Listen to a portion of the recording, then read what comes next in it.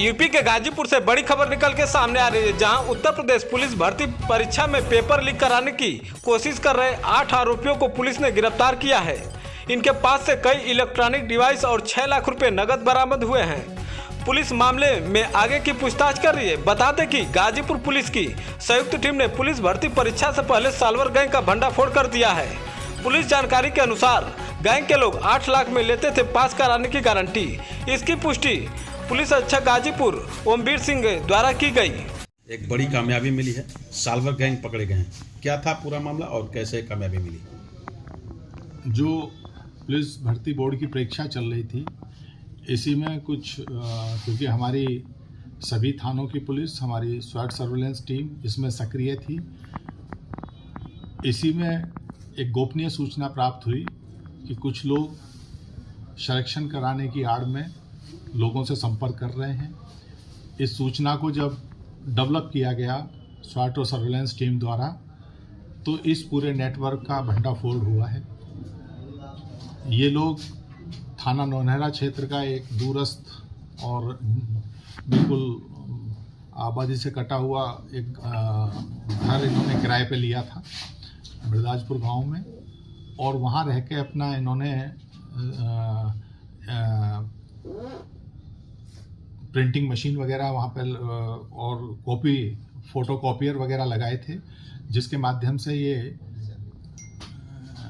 Paper अगर इन्हें प्राप्त होता तो उसका सॉल्यूशन निकाल के तत्काल इनके द्वारा ऐसे लोग जिनसे धन उगाही की जा रही थी, क्योंकि इनके पास से 6 लाख रुपए नगद भी मिले हैं, इनके द्वारा हर कैंडिडेट को ये दिलासा दी जा रही थी कि उसका सिलेक्शन कराएंगे, और 7-8 लाख रुपए में तय कर रहे थे। 1-1 लाख रुपए पेशगी कुछ लोगों के द्वारा इन्होंने चेक भी प्राप्त कर लिए थे, और 21 लाख के चेक भी इनके पास से प्राप्त हुए हैं। और बहुत से, क्योंकि जिस कैंडिडेट का ये कराते थे उनके प्रपत्र भी, ओरिजिनल जो एजुकेशनल सर्टिफिकेट हैं उसे भी ये रख लेते थे। तो ये सारी चीज़ें इनके पास से प्राप्त हुई है। ये बड़ी संख्या में इनके जो एजेंट हैं वो पूरे पूर्वांचल में सक्रिय थे और लोगों से संपर्क कर रहे थे। लोग भी लालच में आने के कारण इनके उस ट्रैप में आ रहे थे। ना तो इनके पास कोई पेपर था, अभी कुछ नहीं था, केवल ये था कि जिस दिन पेपर होगा उस दिन इनके द्वारा ये करा दिया जाएगा। और इनके द्वारा ये भी लोगों को में विश्वास दिलाया गया है, क्योंकि इसकी कोई पुष्टि नहीं है कि पूर्व की जो एग्ज़ाम हुए हैं, अभी निकट भविष्य में सीटेट का हुआ था, उससे पहले कोई डीसी वाला जो एग्ज़ाम है सेंट्रल गवर्नमेंट वाला, उसमें इनके द्वारा ये विश्वास लोगों को दिलाया गया था कि उसमें भी इनके द्वारा भर्ती कराई गई है। क्योंकि जो अभ्यर्थी हैं वो जिन लोगों के अंदर कम कॉन्फिडेंस होता है, जल्दी प्राप्त करना चाहते हैं, ऐसे लोगों के लालच में आ जाते हैं। तो आज इनको गिरफ्तार करके 8 लोगों को भेजा जा रहा है।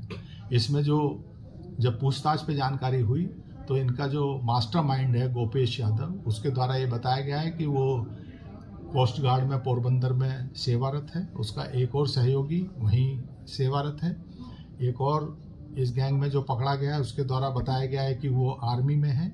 ये सब इनके द्वारा बताया गया है। इन सब चीज़ों की पुष्टि हो रही है, क्योंकि ये अभी पकड़े गए हैं और क्योंकि इन्हें जेल भेजना ज़रूरी है। बाकी इन सब चीज़ों को तस्दीक करके अगर ये सब सही होगा तो इनके संबंधित विभागों को भी लिखा जाएगा कि इनके विरुद्ध उचित दंडात्मक कार्रवाई की जाए।